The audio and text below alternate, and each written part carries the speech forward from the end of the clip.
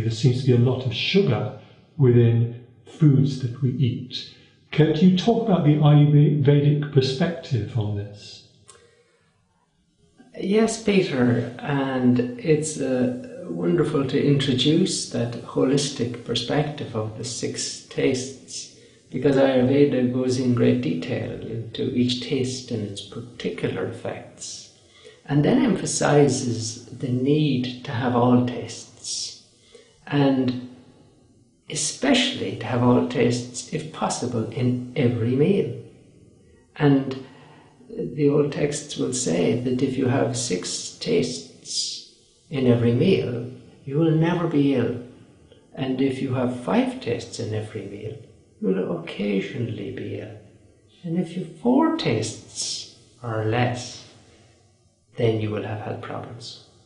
So it's an interesting concept, isn't it? But the sweet taste is a very broad taste, and one which is accepted in Ayurveda to be taken in good proportion, because it's very, very nourishing, which is, of course, why children love the sweet taste, because they're growing and need nourishing, need to support their growing tissues with that sweet, nourishing taste and foods. And so we're designed to interact with nature around us and to recognize what's good for us. And so sweet taste is something that we all appreciate. But it used to be that the sweet tastes were the natural tastes of the food. In other words, the grains or the vegetables, as well as the fruits, had a lot of sweetness about them. And therefore we were drawn to eating those foods for our nourishment. It was unfortunate that we started to extract sweetness because of our greed. Greed is kapha, you see, and sweetness increases kapha.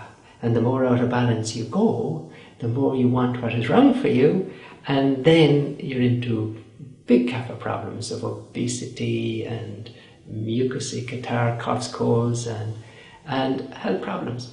So this extracted sweetness is so intense, it disturbs and throws the body off. So whereas people ate approximately 2 pounds of sugar in a year in the year 1900, it's more like an average of 160 pounds of sugar per year now. Now that is really disturbing the natural balance of our bodies and contributing to a lot of illness nowadays. And this has unfortunately got far more accelerated since about the 1970s, when corn syrup was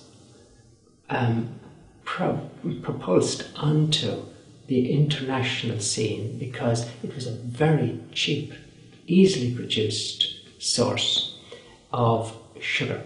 Now, sugar contains glucose and fructose. Glucose is good for us in the sense that we need it for energy.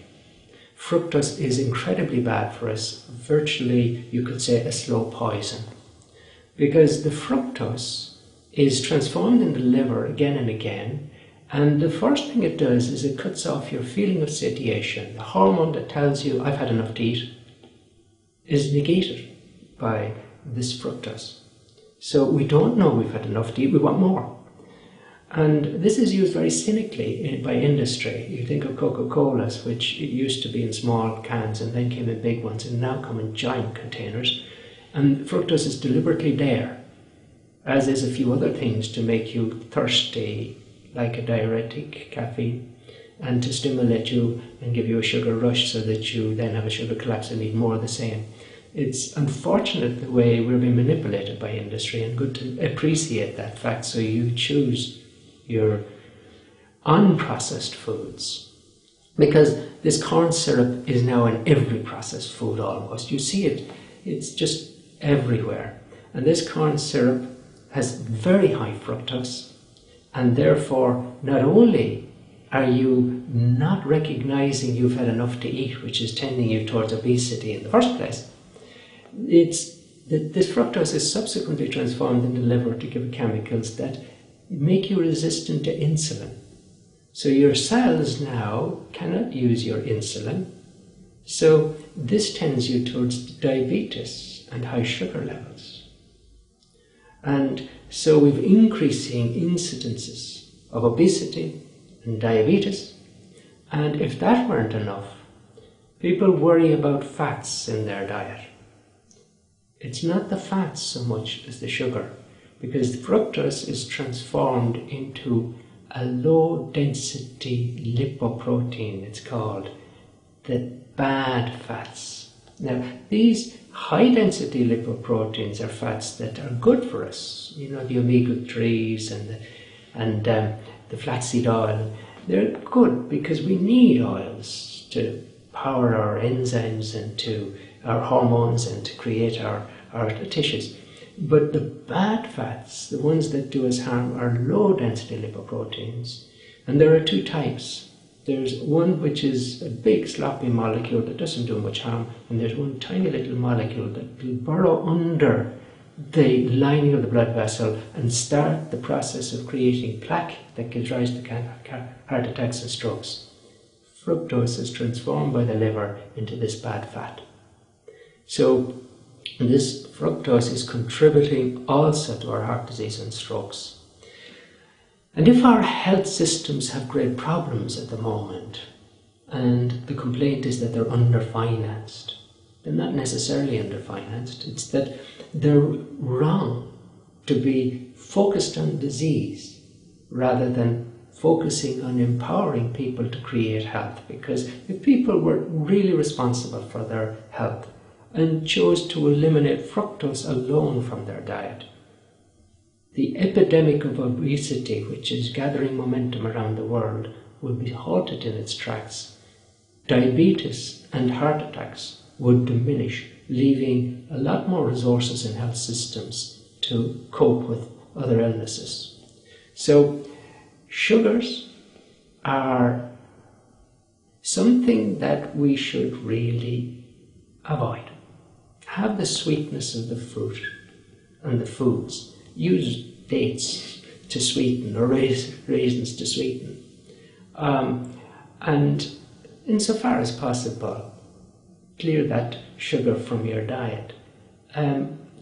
There is a herbal which is now available from South America, which is incredibly intensely sweet and used in tiny amounts can really satisfy your need for sweet, and that's stevia. And I think that would be a good substitute. But remember, Vata, Pitta and Kapha. If you're Kapha, you need more of the other tastes and only a minimal amount of sweet. If you're Pitta, some sweetness is good, and Vata, some sweetness is good. So what about raw sugars? Some people like jaggery sugar, which is the Indian sugar, and some people have other sorts of raw sugars like rapadura. Should we also be very cautious about the amounts that we take of those? I think yes, in moderation, you could use them. And the advantage to the jaggery was that they had a traditional way of processing it, which they dried it in the sun, and it made it in the body have an alkaline effect. And so that seems to be an advantage of the jaggery, and that's what Ayurveda then would have traditionally used because of, I'm sure, because of features like that. So the idea would still be to keep it moderate. What about honey? Does honey have a bad effect on you? Should you be careful with that? That's a very interesting question, and again, honey is different.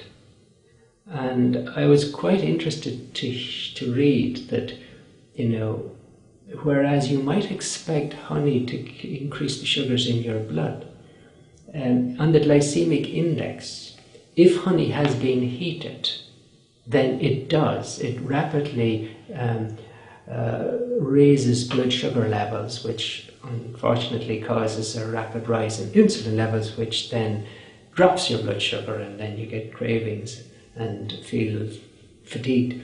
Whereas slowly rising blood sugar from foods say fruits, vegetables, the sugars there will be absorbed very slowly because the fibre in the diet makes the processes of digesting more gentle.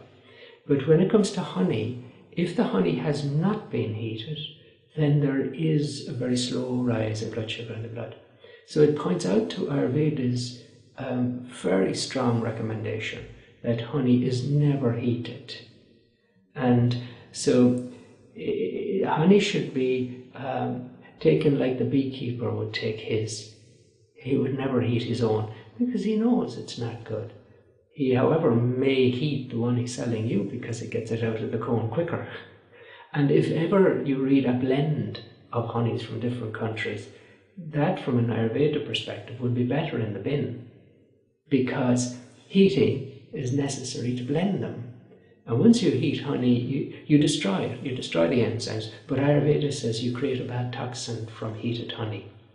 So the honey now, you then regard it as a good food if it's never been heated, and in fact a very medicinal food depending on what herbs or shrubs that the bees fed on, because they will have put the medicinal potency of the herb into the honey. So that's another very interesting aspect which is worthy of research. But one always has to remember one's nature. If a person is kapha, lots of honey. If a person is pitta, honey is heating, so very much in moderation. If one is vata, honey has a drying influence, and so again, in relative moderation. And then it's a seasonal thing, especially if it's a hot summer, then honey would not be advised in the heat of a hot summer. Otherwise, wonderful food.